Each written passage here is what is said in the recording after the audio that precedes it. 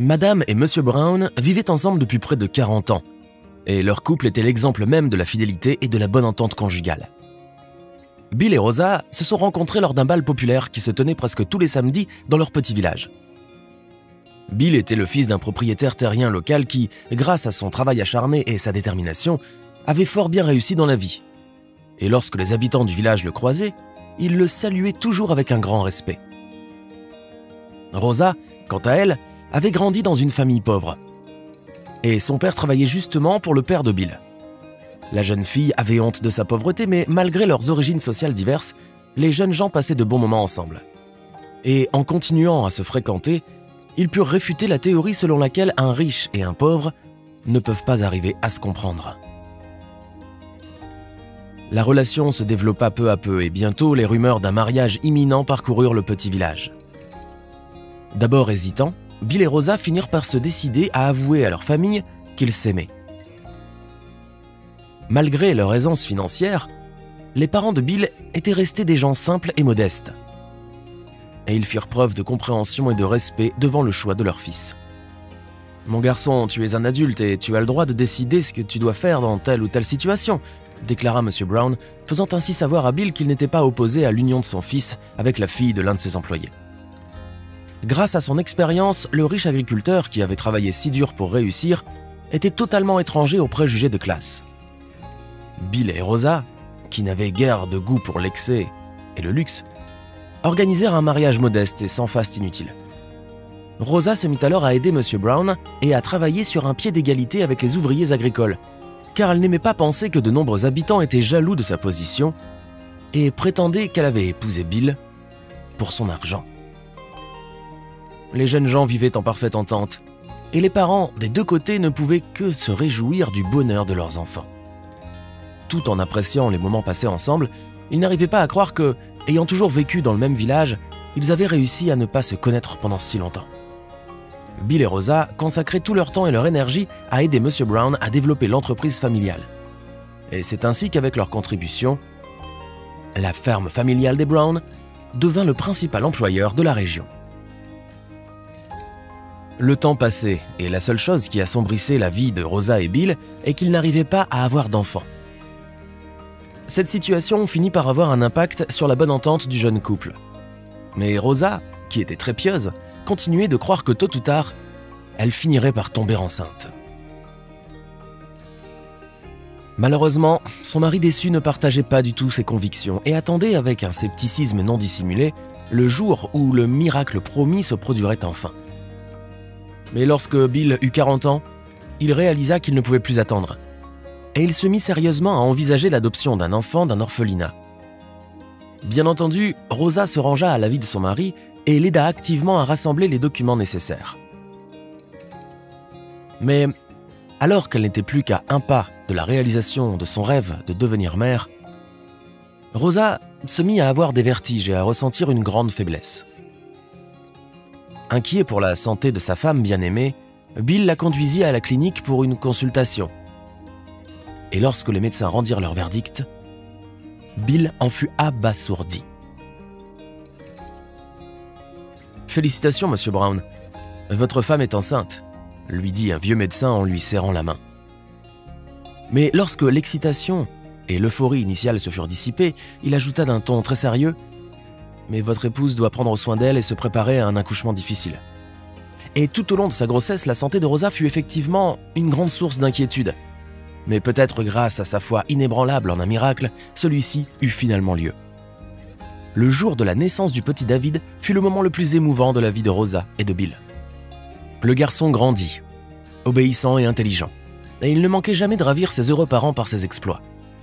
Malheureusement, le père de Bill, qui était déjà fort âgé, n'eut la chance de le voir grandir que pendant 2 ans, car il décéda bientôt d'un problème cardiaque.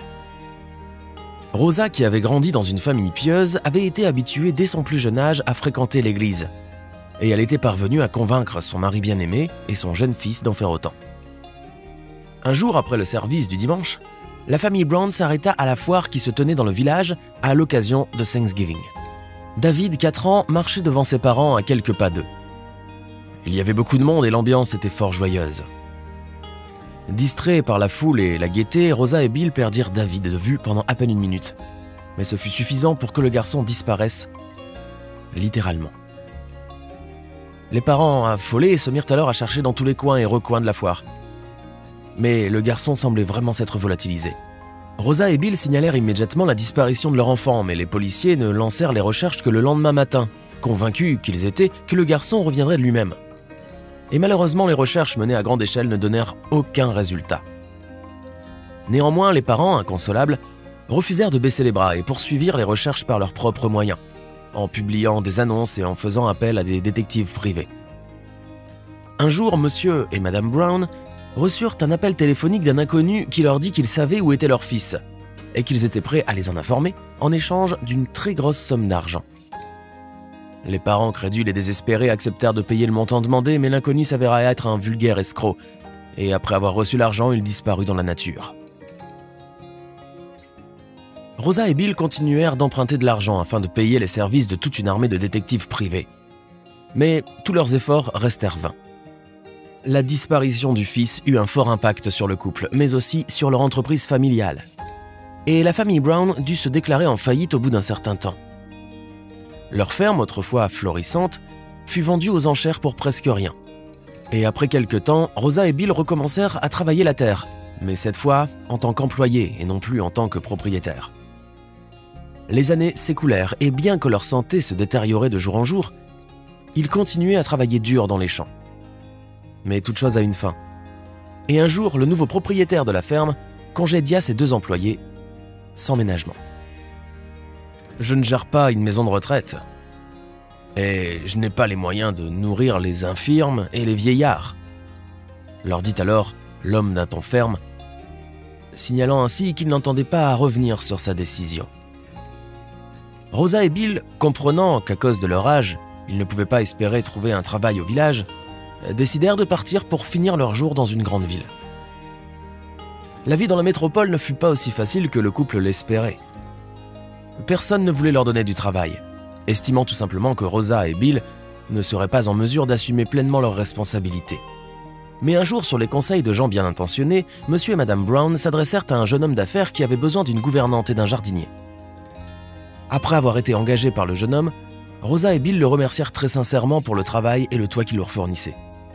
Puis, s'approchant de lui, madame Brown, en plissant les yeux, vit sur l'arête de son nez un gros grain de beauté. « David, mon Dieu, c'est toi mon fils ?» demanda la vieille femme avec un sanglot dans la voix, et les larmes aux yeux. Elle se jeta dans les bras du jeune homme.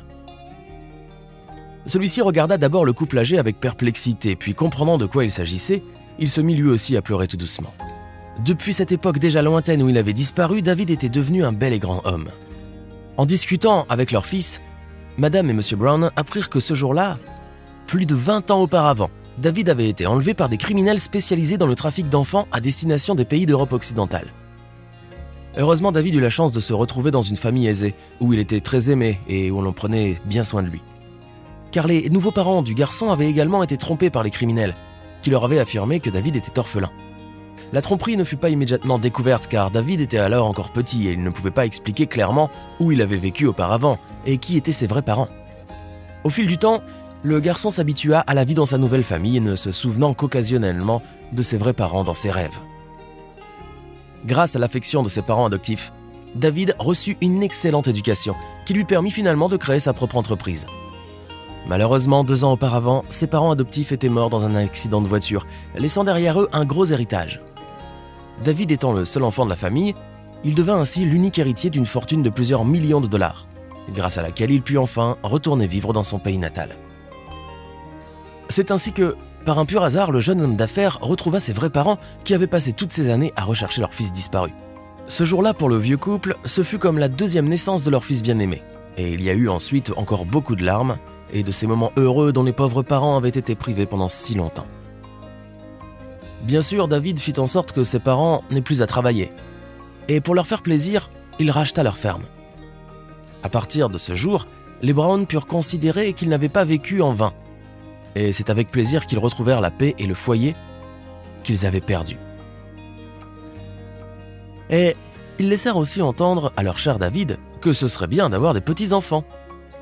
En réponse, le jeune homme sourit doucement et promit d'honorer la demande de ses parents bien-aimés par tous les moyens.